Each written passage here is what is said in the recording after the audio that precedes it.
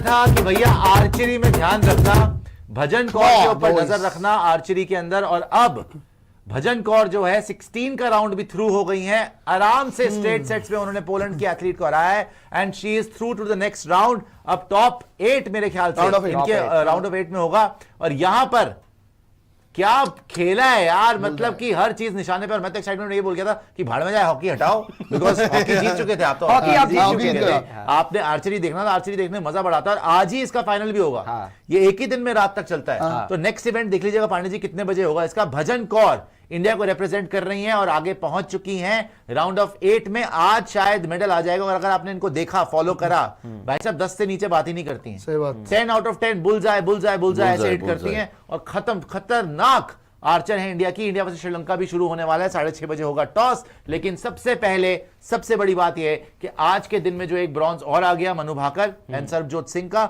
उसके बाद यहां पर भजन कौर जी भी आगे पहुंच चुकी हैं राउंड ऑफ 8 में मैं तो कह रहा हूं कि इंडिविजुअल आर्चरी। मैं तो कह रहा हूं कि ये बड़ा फनी मजा आ गया, क्योंकि ये वही आर्चर है जो अभी अंकिता जिनसे हारी, पोलैंड की आर्चर थी, यही वही आर्चर है जिससे आपकी एक और इंडियन आर्चर हार गई।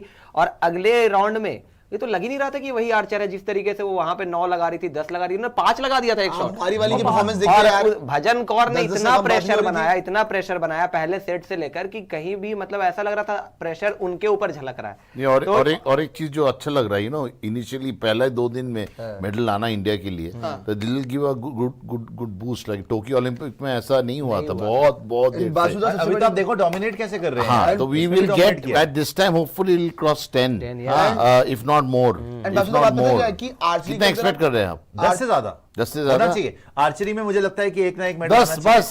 शूटिंग में 2 मेडल और आने चाहिए कम से कम। 5 तो यही हो गए।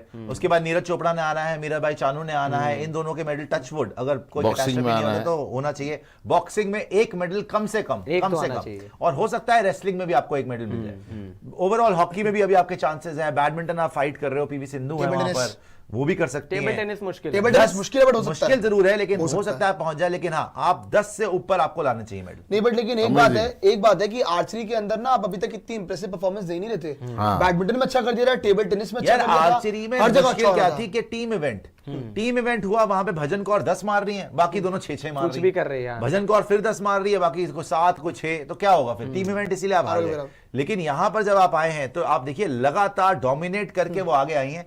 अब लेकिन असली कंपटीशन शुरू होगा भजन कौर का। आगे देखते हैं क्या होगा। बट कांग्रेचुलेशंस यार, ये तो 1 और 32 आप दिखा रहे हैं। 32 भी चले गई, 16 भी हो गया, अब वो 8 में चली गई है। तो आगे आ जाइए। चल खैर, श्रीलंका वर्सेस इंडिया भी लगा दीजिए, वहां पे भी देख लीजिए। अब इस पे प्लीज नजर रखिएगा। डबल्स चल रहा है, वो डबल्स चल रहा है। वो अश्विनी और वो तो बाहर हो चुकी है पहले। नहीं, लेकिन यहाँ पे तो डबल्स उनका चल रहा होगा ना। सात्विक चिराग जीत गए, वो जीत गए। तो ये क्या मिक्स डबल्स है?